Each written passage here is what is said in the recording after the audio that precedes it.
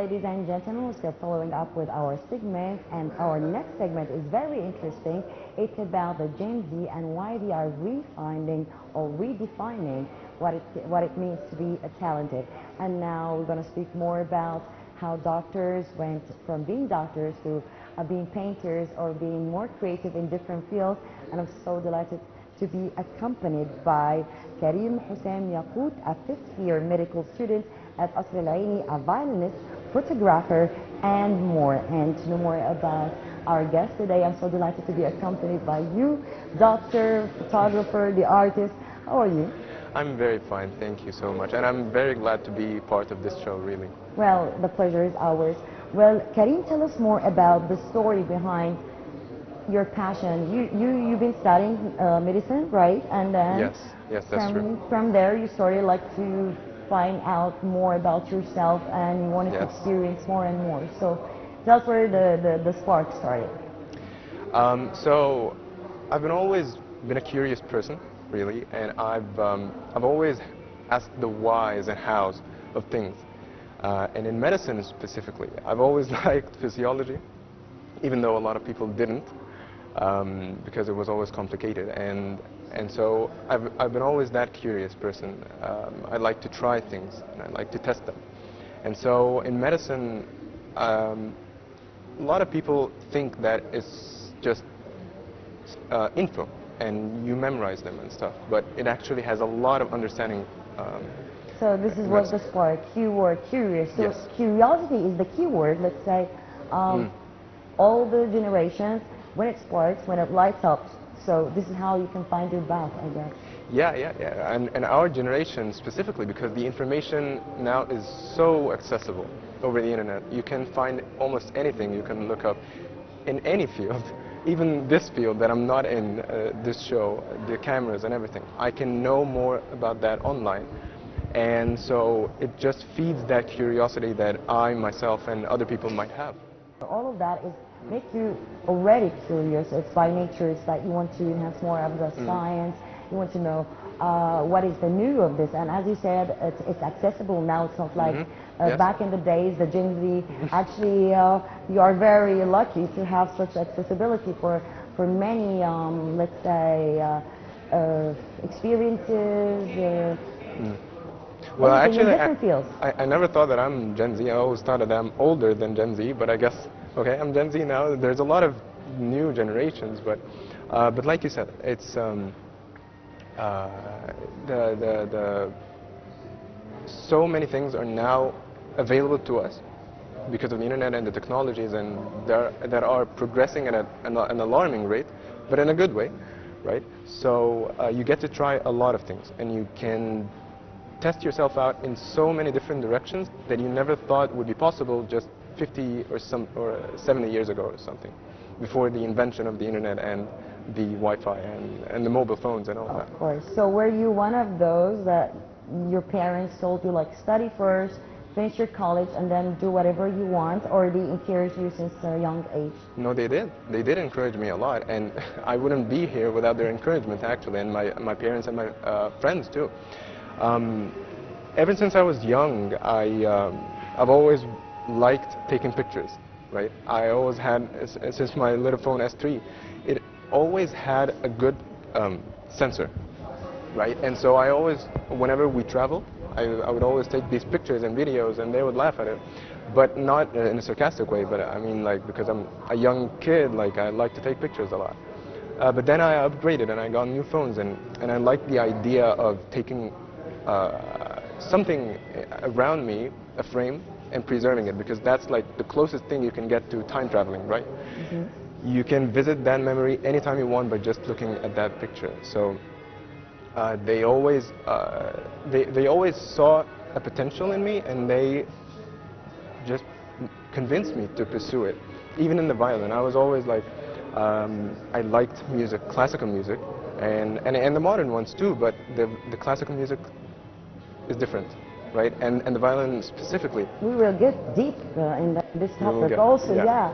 But so you were curious about, you were curious since young age about taking photos and all that, and then you find it, why not? It's not just a hobby, why not to be also a photographer? Yes, exactly.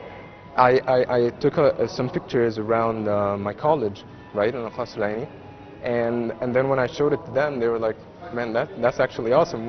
You take really good pictures." And when I showed it to my friends too, they said the same thing. So I was like, "Okay, why not? Why not make an account about it and just try it out and see what the reactions of the people would be?" And they actually liked it, and I liked it, of course. Of course, you wouldn't have done it.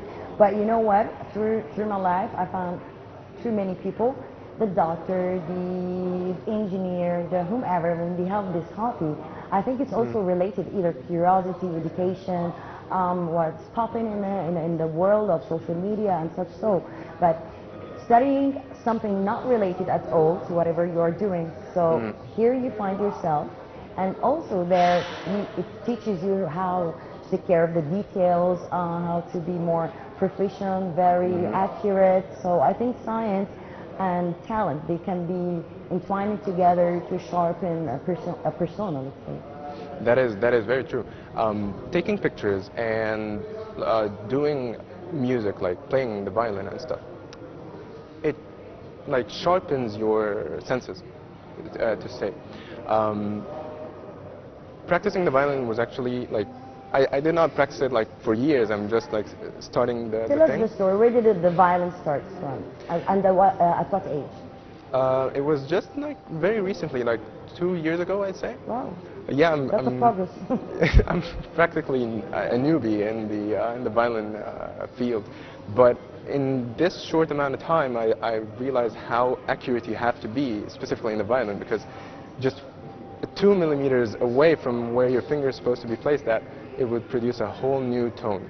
And same thing in photography. If the lighting used, because I use my phone, if you just lower the ISO a little bit, or the bar where you decrease the brightness of it, the picture becomes something completely different. And so it makes you it makes you notice these things a lot more, and it helps in the medicine. When I study, like I start to notice these tiny changes in info, and I'm like, wait, that does not make sense. And I've been asking questions, like I said, ever since I was young. And when I entered the college, I did not let that go away. I kept asking questions almost every lecture I've been in. And I guess that what made people know my name before they saw me in college. And I've been asking questions. I'm now in the 5th year, right? So we have in the first 2.5 years, that's the academic part, the anatomy, physiology, biochemistry, and such. And in the other 2.5 years, is the clinical part, right? And I still ask doctors in the academic field about some things related in the clinical.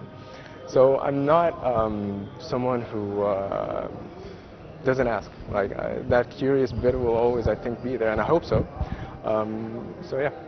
So I think you mentioned something very interesting, because I used to have a friend who was a surgeon, and as you said, he was also he plays another instrument with strings. So he's like, no, this is not. So this. It's very hard, you know, but it also levels up your senses, all your senses. It's not just about being a good doctor or a good violinist. So it balances the creativity with education and focusing and all of that. That is so true. And I've noticed a while ago, I don't know if that's always been there, or did I just notice it afterwards, after I played the violin and started doing photography a lot more, which is like I started noticing some slight differences in, for example, pictures of patients or clinical scenarios when we solve a little bit earlier than my other colleagues, you know. So I don't know if that actually helped, but I think it did, because I'm sure it did. because back then in the academic part, I wasn't that, you know, like sharp, I'd say. And I'm not like the good doctor show where the guy would just look at the patient and know everything, you know. But I think it just helped a little bit. So you started the violin 3 years ago. Of course, around 2 years or 1.5 years. And I know that you start always with classic music. It's the base, and then of course, you choose which kind of music or genres afterwards. But you start only with classic. So how was it? I know classic. You're talking about lots of international composers, Yep. renowned Well, composers. Some are have this smooth way of music, and others it's they're just fast. fast. Yeah, lots of musical ups and downs. And how was it for you? And who is your favorite international composer up till now? Oh, well, that's a big question, but so starting with the first question, we've had this method. It's called Suzuki method, right? And you because I was not playing solo. I was playing with a group of friends, I guess. And in this Suzuki method, you play like old stuff, but it's not. It's the typical way to learn violin. And you would have Bach. You would have and the Bach is everything. But Bach specifically, he had like. As easy as it was for him, right? It's the hardest things for us because he's always like fast-paced, and he's like even when these pieces are remade for beginners, it still was hard. But playing with other people was really really fun. But once you practice it enough, and I guess that applied also to the medical field, that also helped. That knowing that no matter what or how hard the piece you have is, with exercise it will all be as easy as it ever could. And in violin specifically, we had this piece. I can't remember the name really because it was called Gavotte. And that piece, it was really really hard, and I practiced it for months with my teacher there in the opera house, and then I got it good. But then I had to like drop it a little bit for studying, right? But when I had that moment of, okay, I can play this, it was amazing. And all the hard moments and my fingers were tired and all that, it all just went away. And so I applied that, or trying to at least, apply that to studying. That this topic is hard, I'm trying to memorize all of this 2,000 page something, but it will get easier at the end. So, well... And actually, I forgot something to mention, but it felt like it opened new areas in my brain. I know it's like corny to say that, but it did. I drive a manual, right? And so and I flex with that. Like people that drive automatic, I tell them, no, I drive a manual, right? I'm a real driver. So, and the violin somehow helped my driving skills. It made me connect with my body more, and it made me. It also helped the same thing. It connected other areas of my brain in the medicine as well. It made me link up some stuff more. But you're a doctor, and you know for sure that it do happen. Yeah, of course, the more you get introduced to more creativity, the more you get introduced to more talent, the more you open up and you discover yourself, and discover some parts of your brain that will be forever there and will be expanding more for more, enhancing more and more. But Kareem, you did a great job, I promise you, and we're waiting for more. I wish to see you in a concert at the Cairo Opera House one day, playing with a big orchestra. So I'll invite you. We have a lot of international composers that you should play for, like Puccini, Tchaikovsky. Yeah, you asked me my most favorite composer right now. It's obviously because I watch a lot of movies, but I guess it would be Hans Zimmer, right? Because Hans Zimmer, like his music and original soundtracks for the movies are just top-notch, right?